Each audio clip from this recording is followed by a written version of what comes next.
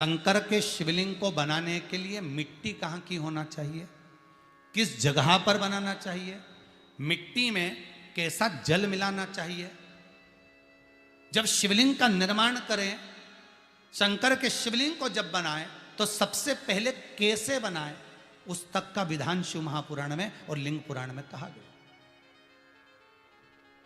महाराज कहा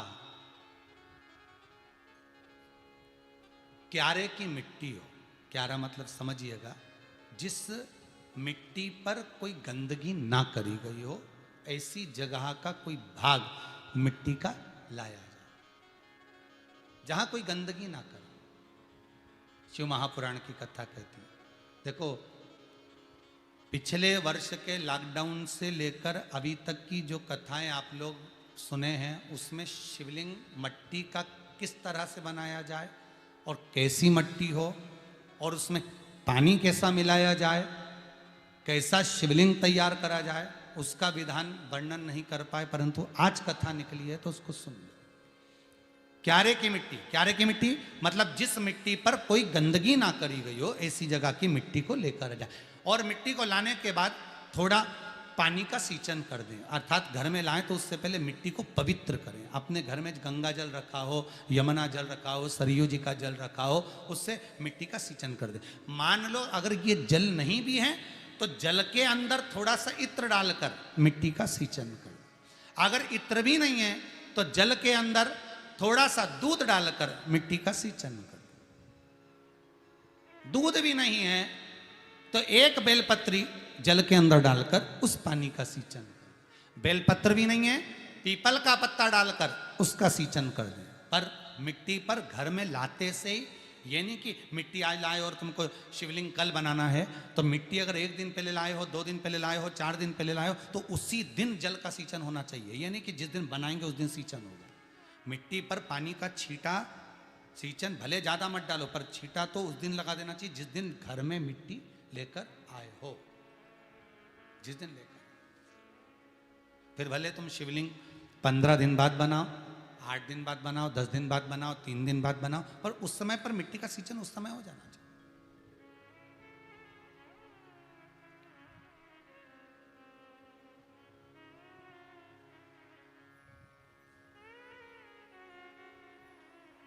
फिर कहा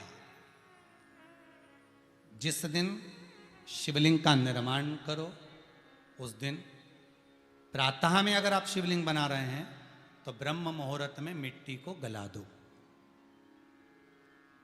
किस पानी से गलाना है उसका भी प्रमाण, उसका भी शास्त्र वर्णन करा। किस जल से गलाया जाए, शिव महापुराण की कथा कहती है अगर आपको आज शिवलिंग का निर्माण करना है, शाम को आप शिवलिंग का निर्माण कर रहे हो, तो अपने पानी का जो मटका होता है, हंडा होता है, रसोई घर में जहां पानी भर कर रखते हो, उसके नजदीक में एक कलश जिसमें अलग से ताजा जल भरा जाए और उस पर प्लेट ढकी हो और उस पर एक चावल का दाना रखा हो, उस जल को लेकर आओ। थोड़ी देर रखा रहे, आधा घंटा, 2 घंटा, 3 घंटा, 15 मिनट, 20 मिनट, पर वो पानी वहां रखा होना चाहिए। रसोई घर में अन्नपूर्णा का निवास होता है, परिंदे के पास पितरों का निवास होता है। अन्नपूर्णा, पित्र सब रसोई घर के भीतर विराजमान होते हैं।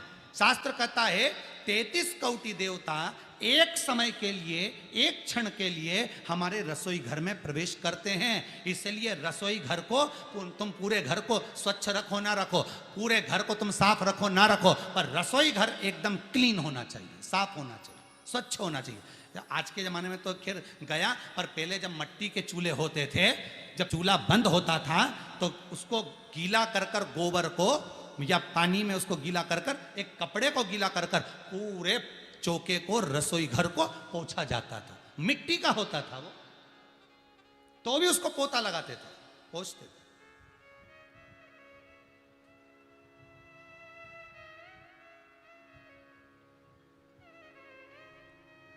तो पहला क्रम है पार्थिव शिवलिंग का निर्माण। सावन के महीने में अगर आप शिवलिंग बनाते हैं, सोमवार को शिवलिंग बनाते हैं, तो नियम ध्यान रखिएगा महाराज, लिंग पुराण से है ये, इसका नियम ध्यान रखिए। क्या करना है, मिट्टी को लाना है, जल का छींटा देना, छींटा जरूर देना, घर में लेकर आए और जल का छींटा होना जरूरी है। 2 दिन तक 3 दिन तक मिट्टी रखी हुई है, और उसके बाद अगर आपने पानी का छींटा नहीं दिया है और आपने डायरेक्ट मिट्टी को गला दिया और उसके बाद बनाया, तो उसका कोई प्रमाण नहीं। जल का छींटा अवश्य।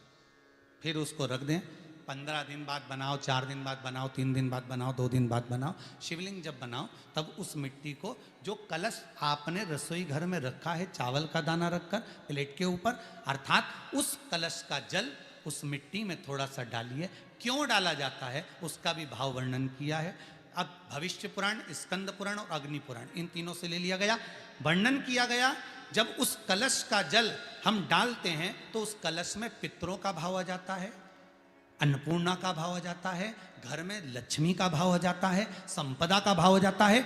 पूरे 24 घंटे के अंदर एक क्षण के लिए रसोई घर में 33 कोटि देवता आते हैं, तो वो देवता का सारा भाव उस कलश के अंदर आ जाता है। और वो जल जब हम उस मिट्टी में मिलाते हैं तो गंगा, यमुना, सरयू, सरस्वती, ये 33 कोटि देवता में, तो इन सब का आनंद उस जल में आ जाता है। और वो जल जब हम मिट्टी में मिलाते हैं तो मिट्टी पवित्र हो जाती है, स्वयं कैलाश अधिपति को स्वीकार करने के लायक हो जाती है, निर्मित करने के लायक हो जाती है।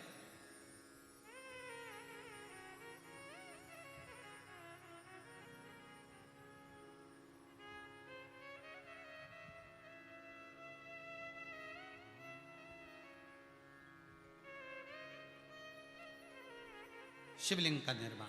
अब शिवलिंग का निर्माण कैसे करना? मिट्टी में गला दिया पानी में। सबसे पहले शिवलिंग बनाने से पहले पात्र जो होता है उसके नीचे एक बेलपत्र रखी जाती है। क्या रखना है? एक बेलपत्र। शंकर को झेलने के लिए कोई साधारण नहीं है पात्र जिस पे झेला जाए। स्वयं गंगा शिव की जटा में, और आप शंकर के शिवलिंग का निर्माण कर रहे हो, कोई साधारण नहीं हो सकता। स्वयं आप विदेश्वर संहिता के अंतर्गत पढ़े कि ब्रह्मा और विष्णु, ब्रह्मा ऊपर जा रहे हैं, भगवान विष्णु नीचे जा रहे हैं, तो पता नहीं कर पा रहे कि यहां चरण कहां पर और शीश कहां पर है, उसको जान ही नहीं पा रहे।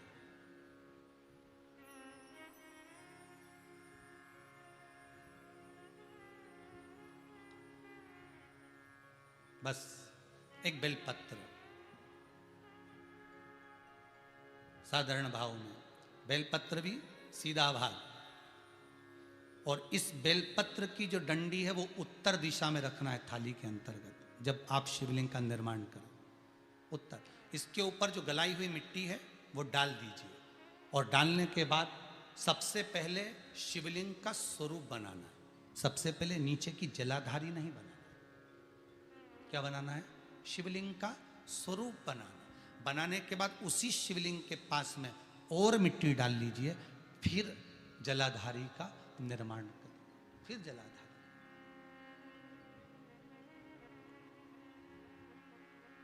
शिवलिंग जलाधारी निर्मित हो गई। शंकर जी का संपूर्ण परिवार शिवलिंग में रहता है, आपको पहले भी कहा।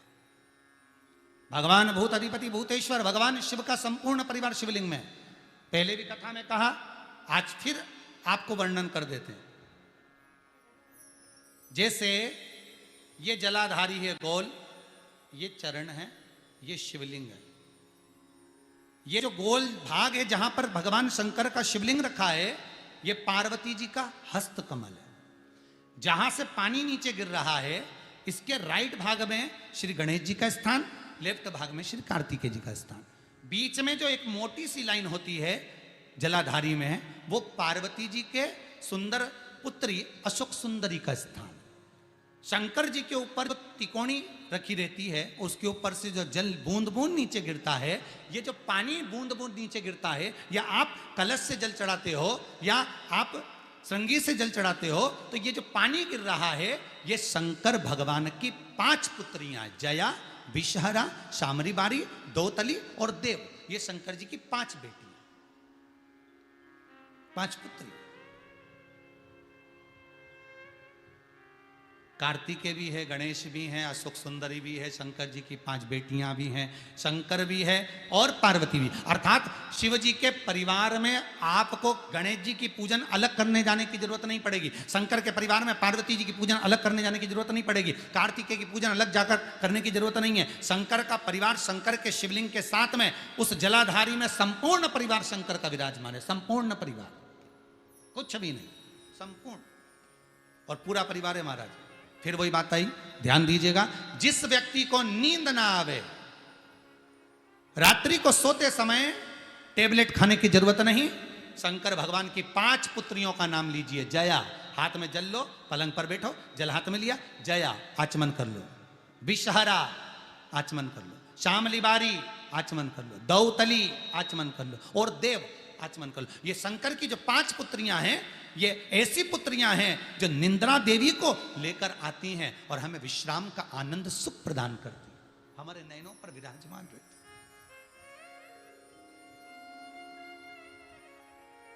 हाँ, यदि विवाह नहीं हो रहा, शादी नहीं हो रही है, बहुत समय से लगन देख रहे हो, शादी नहीं हो रही, बहुत समय से परेशान हो गए कि विवाह ही नहीं हो रहा, हम तो टेंशन में पड़ गए, लड़की 28 साल 30 साल का लड़का हो गया, विवाह नहीं हो रहा, कुछ मत करो।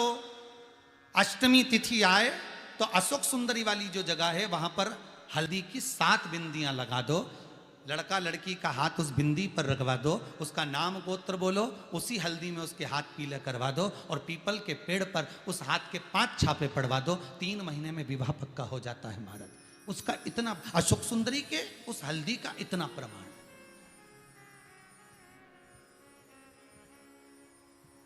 3 माह के अंतर्गत विवाह नक्की होगा। इतना इतना प्रमाण है महाराज, भगवान शिव की आराधना का कोई साधारण फल है महाराज।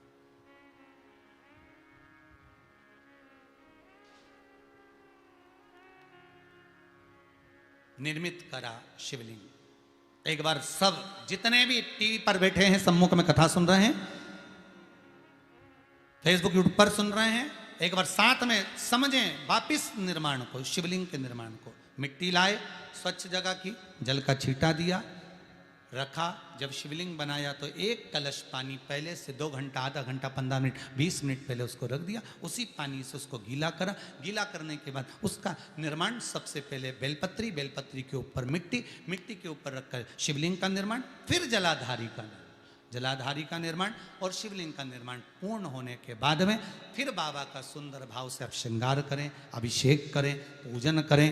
और एक बात याद रखना, पार्थिव शिवलिंग का अगर निर्माण करा है तो आपको वो पार्थिव शिवलिंग को रात्रि होने से पहले विसर्जन होना जरूरी है। हाँ, अगर कोई भी शिवरात्रि का दिन है तो फिर आप पूरी रात रख सकते हो, हरतालिका तीज का दिन है पूरी रात रख सकते हो, बड़ी तीज है, छोटी तीज है, आप शिवलिंग बनाए हो तो आप पूरी रात रख सकते हो, विशेष कोई उत्सव है, श्रावण का महीना है, पूरी रात रख सकते हो। पर बाकी के समय अगर आप शिवलिंग का निर्माण करें तो उसको सूर्यास्त होने के पहले आप उसको नदी में, जल में, जलाशय में विसर्जन करें।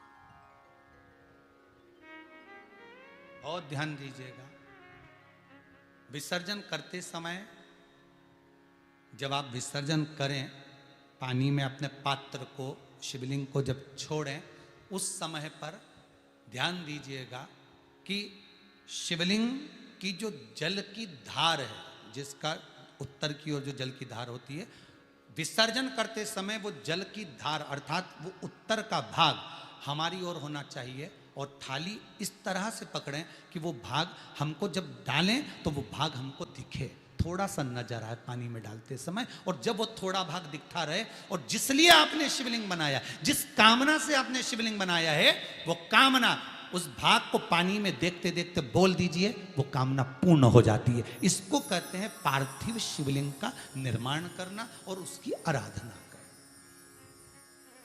उसकी आराधना। कई लोग करते हैं, बना भी लेते हैं, पूजन भी करते हैं और कई बार कहते हैं हमारा काम नहीं, तो उसमें भगवान का दोष नहीं है, दोष अपना देखो। आप आए नहीं, सुबह हो गई, मेरी पूजा की थाली धरी की धरी रहे, क्यों नहीं आए, किस लिए नहीं, वो हमें देखना।